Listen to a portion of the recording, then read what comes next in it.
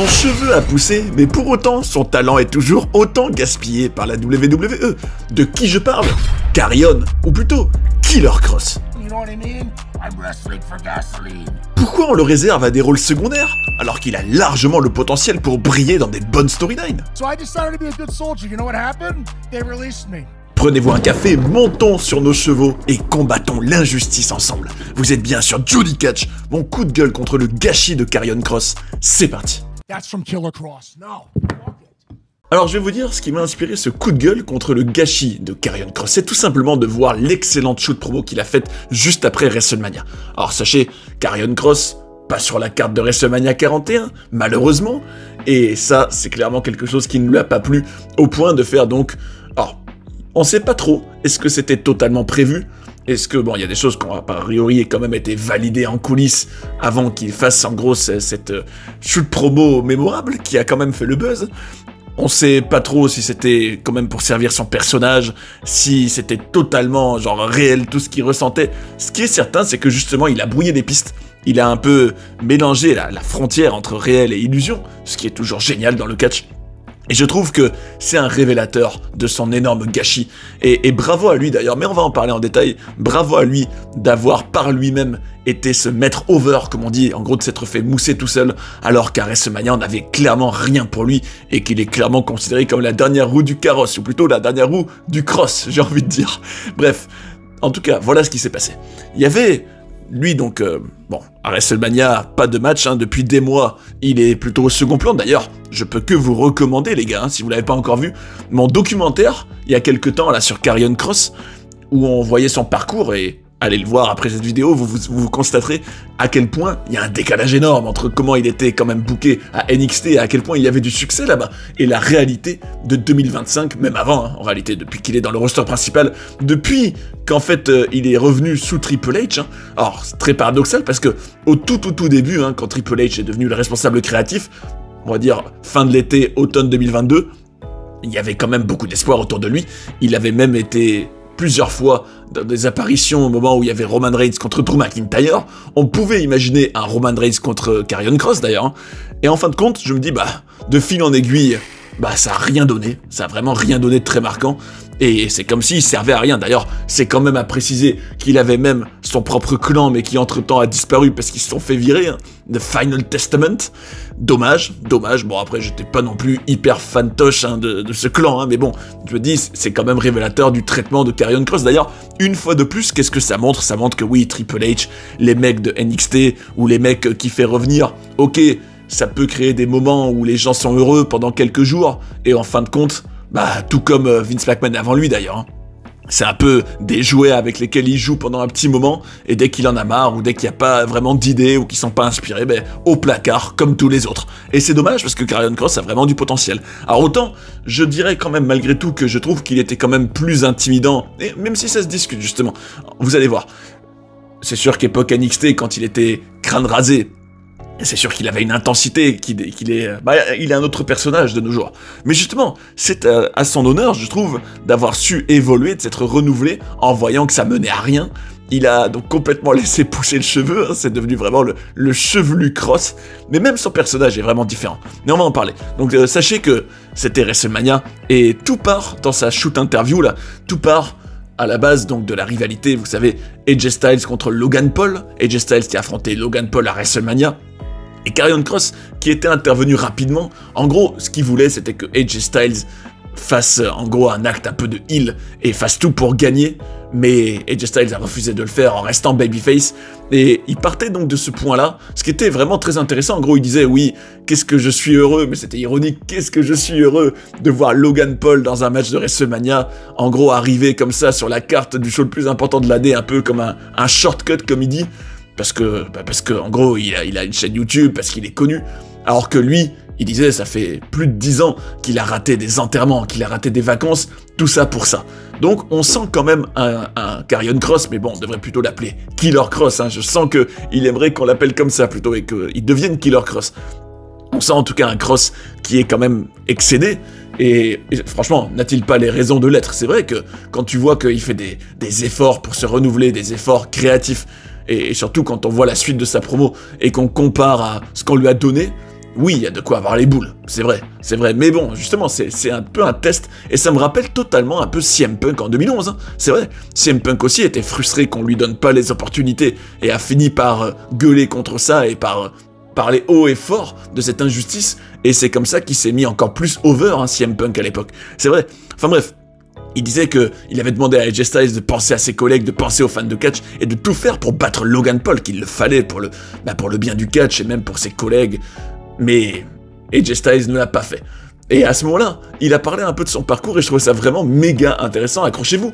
Il disait, je me rappelle, rappelez-vous aussi, 2021, j'avais une tenue ridicule. Et c'est vrai, d'ailleurs, on en a parlé dans le documentaire. Hein. Je trouvais ça vraiment cool qu'il fasse référence à ça.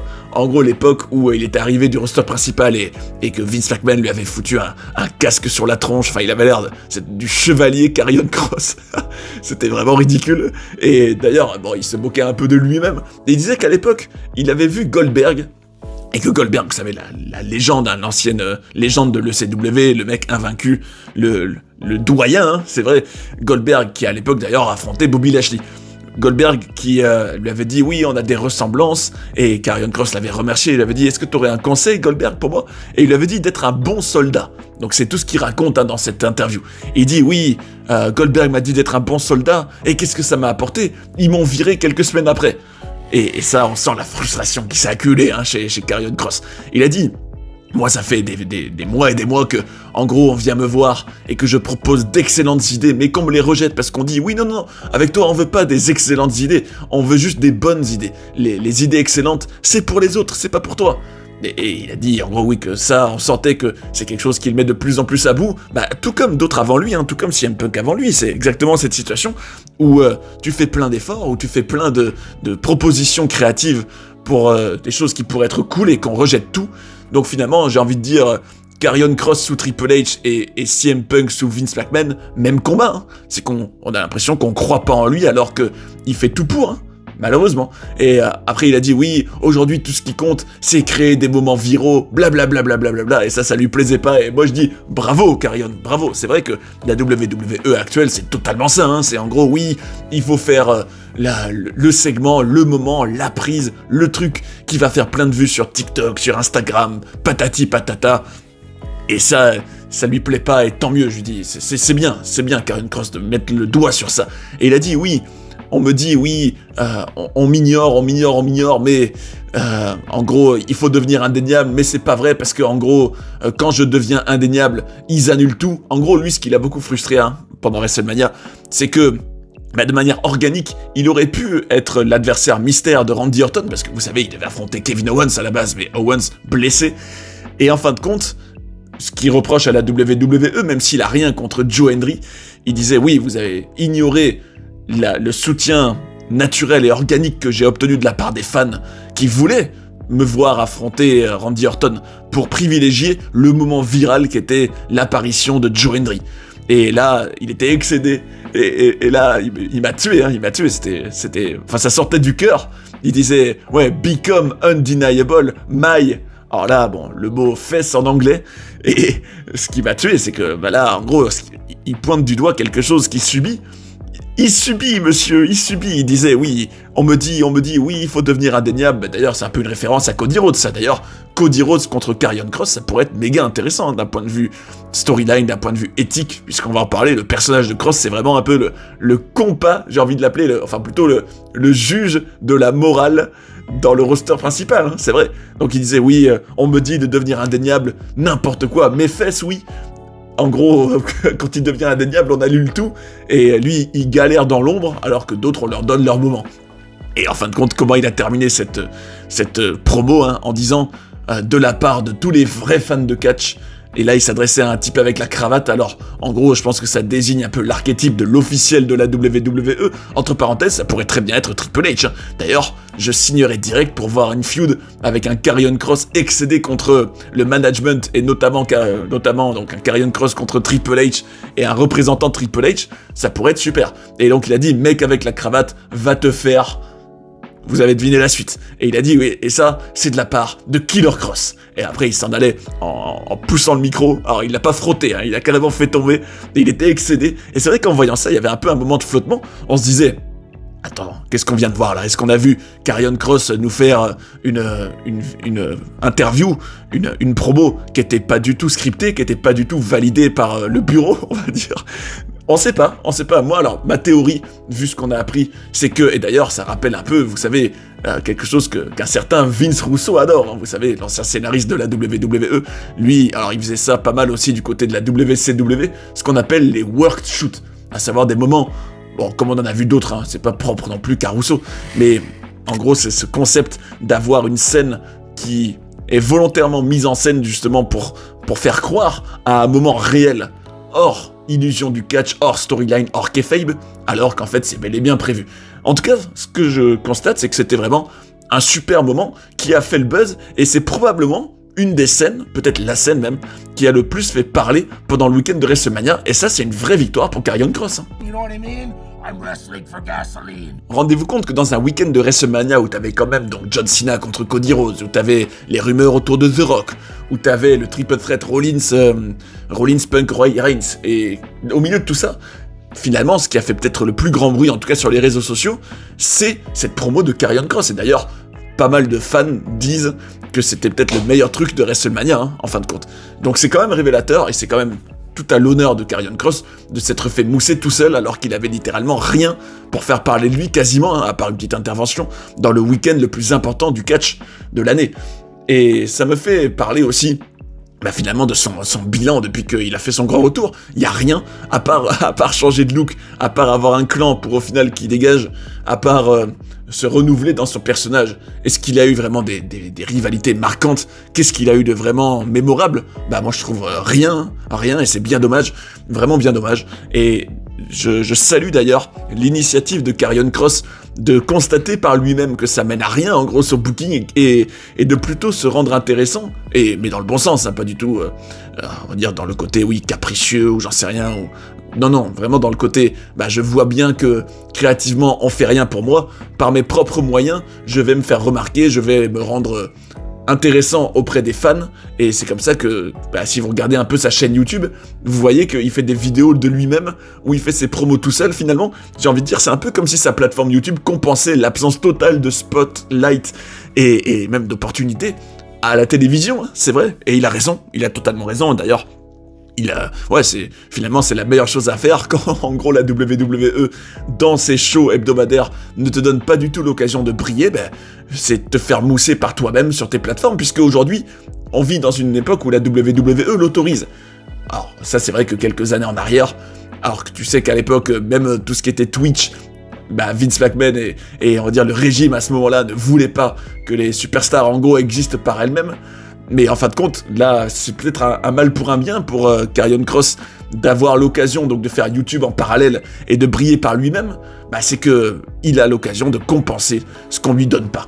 Et je dois dire que, par exemple, il avait fait une vidéo ou plusieurs même, où il parlait, oui, le problème dans notre industrie, ce qui ne va pas chez les fans aujourd'hui, en gros, il fait des grandes réflexions, des grands bilans généraux, hein, sur l'état de la WWE, sur les contradictions des fans, leur comportement, et je trouvais ça super d'ailleurs, il faisait vraiment des constats très intéressants, il disait en gros, oui, vous avez peur de passer pour des tocards si, en gros, vous supportez un de vos préférés, mais que vous voyez qu'il est mal utilisé, vous êtes pas loyaux, vous changez d'idole comme de chemise, et ça, je trouvais ça vraiment méga intéressant ce qu'il disait. Il disait en gros, lui, ce qu'on remarque dans son personnage, c'est qu'il met aussi bien les catcheurs que les fans face à leurs contradictions éthiques. Et il montre à quel point, oui, vous êtes instable, vous n'êtes pas loyaux, vous êtes en gros corrompu moralement, et il interroge en gros sur les décisions des gens. D'ailleurs, dans le Raw du 5 mai 2025, au moment où il y avait cette situation autour de Seth Rollins, Sami Zayn qui accepte ou non de rejoindre le nouveau clan de Rollins, Heyman et Breakker, il interroge en gros, oui, le choix que Sami Zayn aurait dû faire, les choix qu'il n'a pas fait, ses décisions morales, et c'est vraiment devenu la nouvelle gimmick de Karrion Kross, hein, d'être un peu le juge, un peu la mauvaise conscience des personnages, c'est vrai, et comme il le dit lui-même, dans la vie, dans le monde, il y a The Devil You Know, le diable qu'on connaît, et The Devils You Don't, en gros les diables qu'on ne connaît pas. Très intéressant, Karrion Kross. Et c'est vrai qu'en voyant ça, je me disais, mais nom d'un chien, pourquoi ils font rien de lui?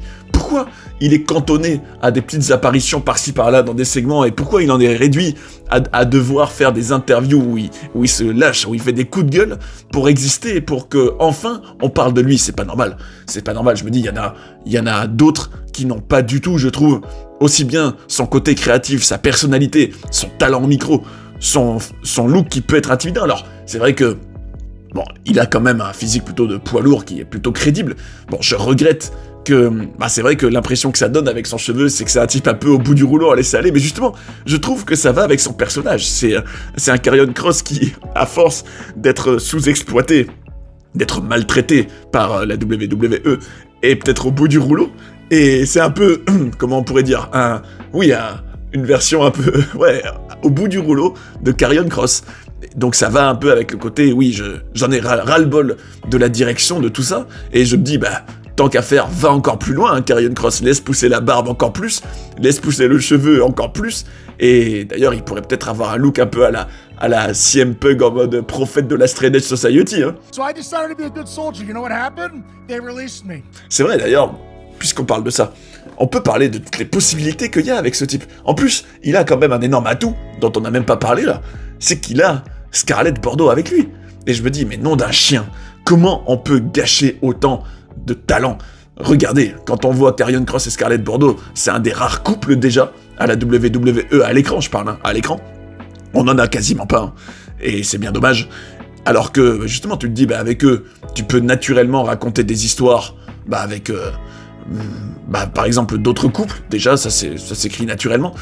Et moi, je trouve que même en termes de package global, hein, avec, tu te dis, son look, la musique, en tout cas, pendant un certain temps, c'était un énorme point fort de Karrion Kross, toute son entrée, toute la mise en scène. Tu te dis, avec tout ça combiné, plus son talent au micro, plus le fait que, il a même tout un background en MMA et tout ça, hein, il sait avoir on va dire ce côté légitime et inquiétant et bon dans le ring, quoi. Je dis, avec tout ça, t'en fais rien du tout, et tu te débrouilles pour même pas le mettre sur la carte de WrestleMania. C'est que t'es vraiment limité créativement, et une fois de plus, hein, c'est vraiment ma constante en ce moment, c'est, une fois de plus, je constate une paresse créative des scénaristes et un responsable créatif qui a très très peu de créativité, au final, qui a pas d'inspiration, qui est fainéant, qui se contente de faire des storylines fast-food, alors que t'as un type, justement, qui propose de la profondeur, qui propose des angles un peu originaux, qui se met over par lui-même, et on n'en fait rien. Alors, j'ai quand même espoir, qui sait, on sait pas, d'ailleurs ce sera le mot de la fin, on sait jamais. Peut-être que Karrion Kross, à force peut-être d'avoir un côté où il se plaint de son usage, de comment on se sert de lui, qui est à bout du management, peut-être ça pourrait lui donner paradoxalement de plus en plus d'exposition, et pourquoi pas mener, ce serait trop beau pour être vrai pour lui, un Summer of Kross, qui sait, en gros un Karrion Kross excédé qui va par lui-même chercher son push, c'est vrai, hein. D'ailleurs moi je l'imagine très bien dans des feuds justement autour des titres importants, avec ce personnage-là de type à bout, hein. C'est vrai, lui, pour le coup, je trouve qu'il irait parfaitement, peut-être que c'est... Alors, j'avais même pas pensé tous ces derniers mois, mais c'est vrai qu'un adversaire idéal pour lui, je pense, ce serait un Cody Rhodes, mais pour ce qu'il représente. Vous savez, Cody Rhodes, c'est l'élu, c'est le chouchou, c'est un peu la mascotte de la Triple H era, c'est le babyface ultime, et le gars, bon, c'est vrai qu'il l'a mérité, bien sûr, hein, mais on va dire, c'est un peu tout l'opposé de Karrion Kross, c'est le gars qui, certes... c'est pas arrivé par hasard, mais qui aujourd'hui, on lui donne toutes les opportunités. Et Karrion Kross pourrait se plaindre de ça et lui dire « Ouais, j'ai fait tout autant que toi, moi aussi, j'ai été dans les indies, moi aussi, je me suis fait un nom tout seul, et toi, on te donne tout et moi non, alors que moi, je suis... » c'est vrai que Karrion Kross, on peut quand même lui trouver qu'il est peut-être plus complexe et plus profond que le personnage, je parle bien du personnage en 2025 de Cody Rhodes. Hein. Autant, Cody Rhodes, finir son histoire... On en a fait le tour, mais en soi, Karrion Kross est plus intéressant, parce qu'il est plus, on va dire, mystérieux que Cody Rhodes. Donc je me dis, un Cody Rhodes contre Karrion Kross un jour, je signe, et je vous invite à me dire en commentaire ce que vous aimeriez voir pour Karrion Kross. Est-ce que vous trouvez que non, en fait, il est bien là où il est, qu'il a pas tant de potentiel que ça, qu'en étant avec ce look-là, il a de toute façon pas une dégaine de mégastar. Ou alors, est-ce que vous trouvez qu'il est totalement gâché? Est-ce que vous avez adoré, vous aussi, sa promo là pour le week-end de WrestleMania? Dites-moi ça en commentaire. je lirai ça avec grand intérêt et bien sûr j'en profite pour vous dire un grand merci pour votre contribution, votre participation, ça m'aide et puis même c'est cool à lire. Surtout là je suis vraiment curieux de ce que vous en pensez, hein. Je me demande si Karrion Kross a un peu su conquérir vos cœurs et votre âme de fan de catch. Je suis curieux et en attendant, je vous donne aussi rendez-vous, hein, peut-être qu'à ce moment-là, Karrion Kross sera mieux utilisé. Je vous donne rendez-vous le 19 juin.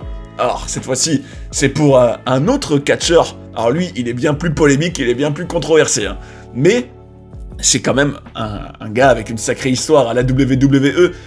Alors, vous en avez probablement entendu parler à travers ces casseroles autour de Page, autour de ces histoires d'infidélité, enfin des allégations, on va dire.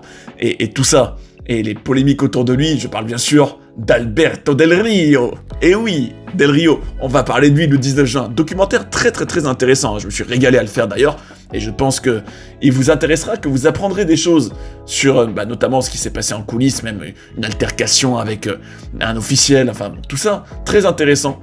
Vous regretterez pas d'être là le 19 juin. Et espérons que Karrion Kross ne s'ajoute pas à la longue liste des talents gâchés de la WWE. D'ailleurs, si vous avez envie de découvrir des documentaires sur des personnages incroyables ou d'apprendre plein de coulisses et de controverses de la WWE, j'ai tout ce qu'il vous faut ici. J'espère que vous avez passé un bon moment devant cette vidéo et je vous invite à rester sur Johnny Catch pour en voir d'autres. A tout de suite. And that's the bottom line, 'cause Stone Cold said so.